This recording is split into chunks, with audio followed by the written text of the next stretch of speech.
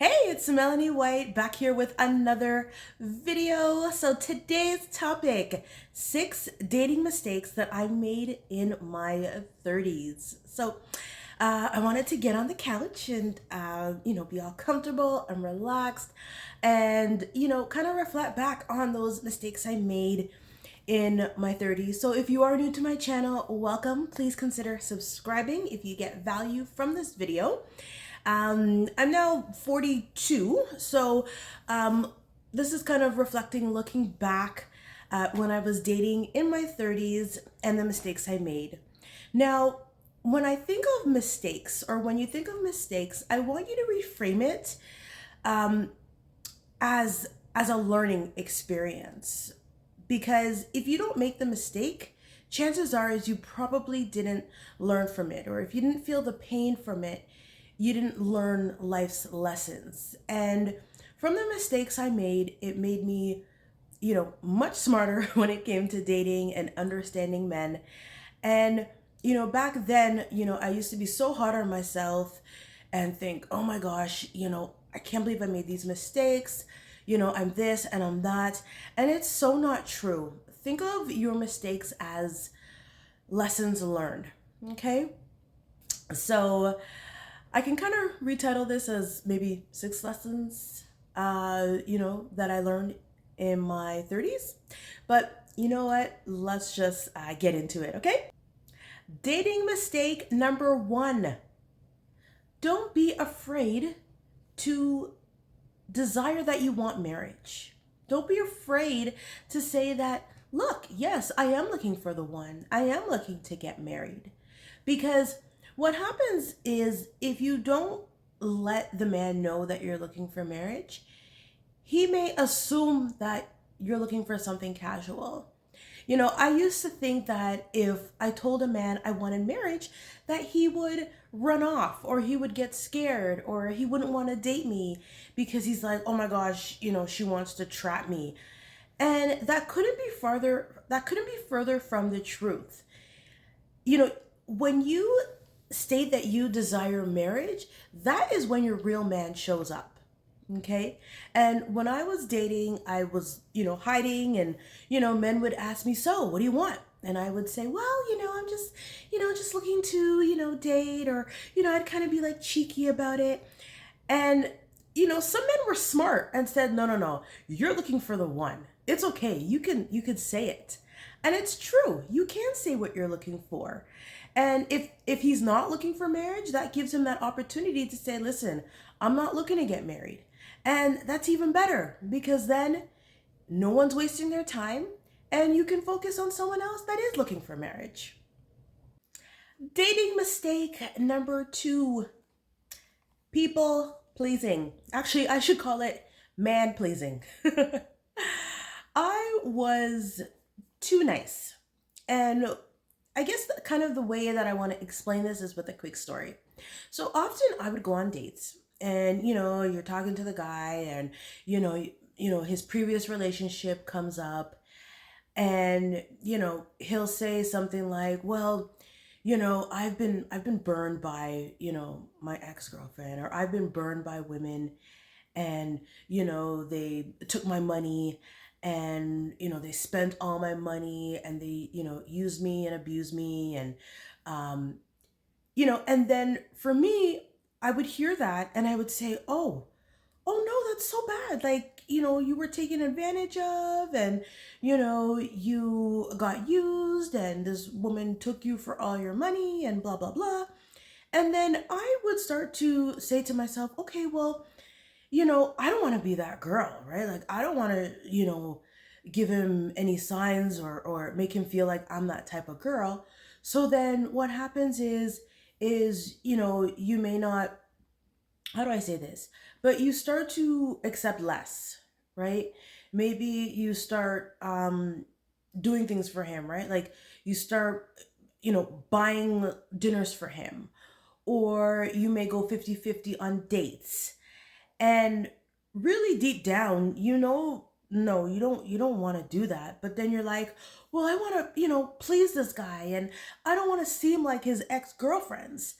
And no, Don't do that, because you still are worthy of your desires, right? And if you worthy, and if you, if you desire a man to, let's say, be a provider and take care of you, or, do nice things for you, and yes, those things cost money, it's okay, right? It's okay to say, you know what, that is terrible what happened to you, or that's terrible what she did to you, and kind of sympathize with him.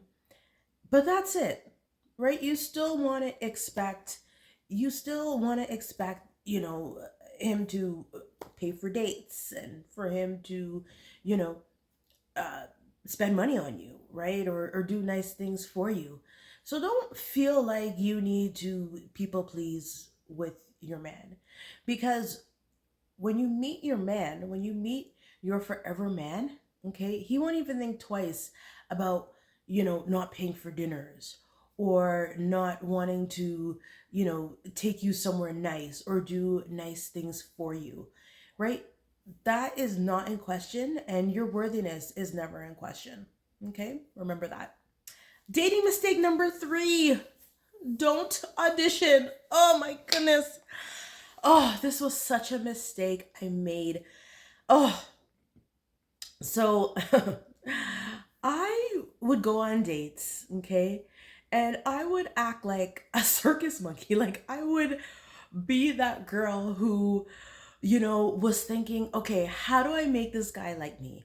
Or how do I have this guy be obsessed with me? Like, I want this guy to be obsessed with me. When I was auditioning. It was like, you think of like a theater or a screenplay, right? And there is an audience and there is a stage. And I was that girl who was on stage auditioning, saying, hey, pick me. Like, I'm the girl. And oh, when I think back, you don't want to audition, okay? You want to do it the other way around. You want to be sitting in the stage, okay? And that man is on stage auditioning, okay? He's auditioning for you, okay? Because you need to know who you are dealing with, okay? The wrong guy can seriously, and I mean seriously, derail you, okay? And you need to do your work. You need to vet the guy that you're gonna be with. You need to vet him properly. So please don't audition like what I did. Um, which will lead to my next dating mistake. So dating mistake number 4 in my 30s, okay? And I did not observe. So in dating, in just in anything you do, you always want to take on the role of observer. So what do I mean? So, what that means is, in men and women relationships, or just, in relationships, there's a dynamic, right? There's like a dance. And what you want to do is you want to kind of relax, right? And kind of take a step back and observe this guy, okay? The way he talks, the way he walks, what he says, what he does, because you want to kind of take time to observe who he is, because you need to figure out this guy's character. You need to figure out what this guy is about. And if you're too focused on trying to control the situation, and if you're too focused on getting this guy to like you, then you're not going to have that space to kind of observe him and see him for who he really is. So just remember to observe. Okay? Just take a deep breath and observe when you're on dates. Dating mistake number 5, overthinking. And overthinking, especially if things went wrong while we were dating, or if he ghosted me. Okay? So, what I used to do is I would sit there, especially after a guy ghosted me, And I would ask the questions like, okay, what did I do wrong? What happened? You know, like, oh my gosh, I really like this guy and, he's not answering my calls anymore. Or I texted him and he's not getting back to me. Or like what happened, right? And I used to just sit there and spend so much time overthinking, like, what did I do wrong? And let me tell you, okay, reframe that. Ghosting is a blessing. I will say it again. Ghosting is a blessing. Okay? I want you to think of it as almost like, let's say if you lost a job, right? Like, let's say you got laid off or, you got let go. And, of course, there's that shock, and you're like, oh my gosh, what am I going to do? How am I going to pay my bills? Am I going to find another job?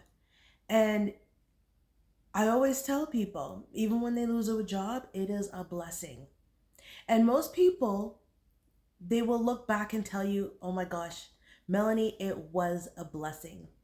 Because now you have that space, right? And I always say, okay, when God closes one door, he opens up another. And he does, okay?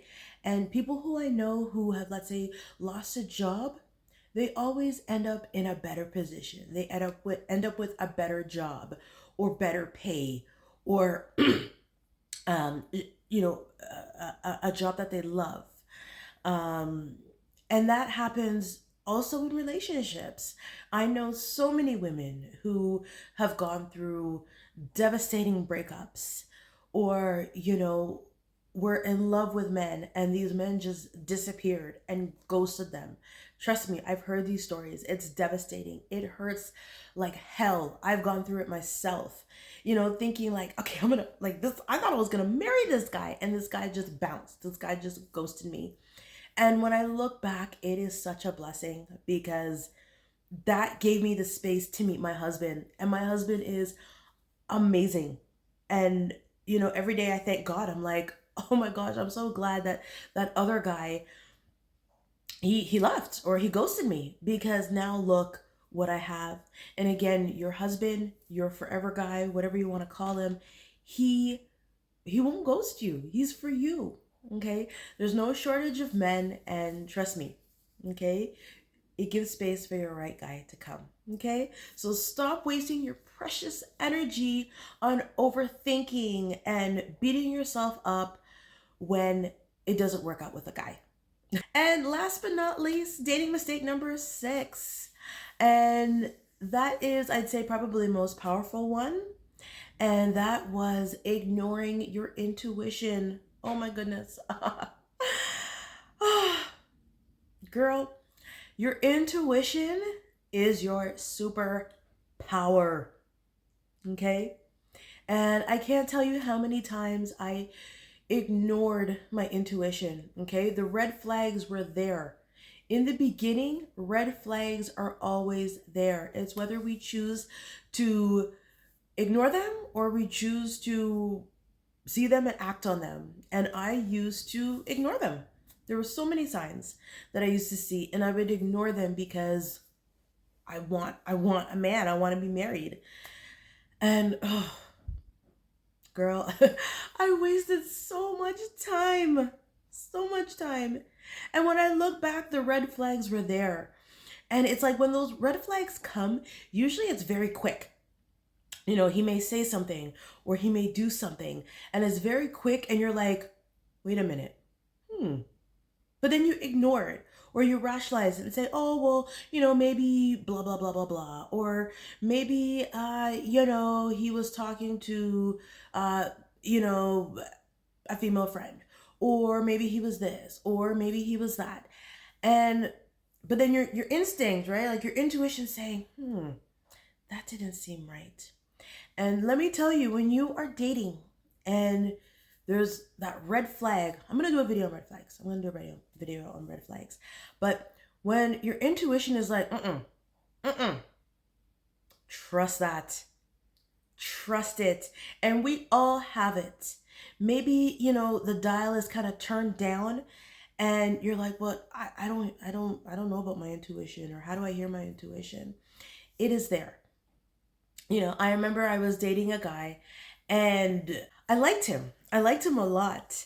And but it was crazy because as we were dating and, back and forth and this and that, I remember my intuition spoke to me, and I remember I said to myself, this guy is going to do me dirty. I remember like thinking, this guy is going to do me dirty. And I ignored it. I ignored it and I continued dating this guy. And trust me, this guy did me dirty. Oh my goodness, when I think back. Oh, and the sign was there. I knew the intuition was there and I ignored it. And again, it would have saved me so much time. So, ladies, those are my 6 mistakes. I made so much more, but I don't want this video to be too long. So, I hope you got some value. Uh, if you do need any advice or coaching, I do coaching now. Just go to workwithmelanie.com. Okay.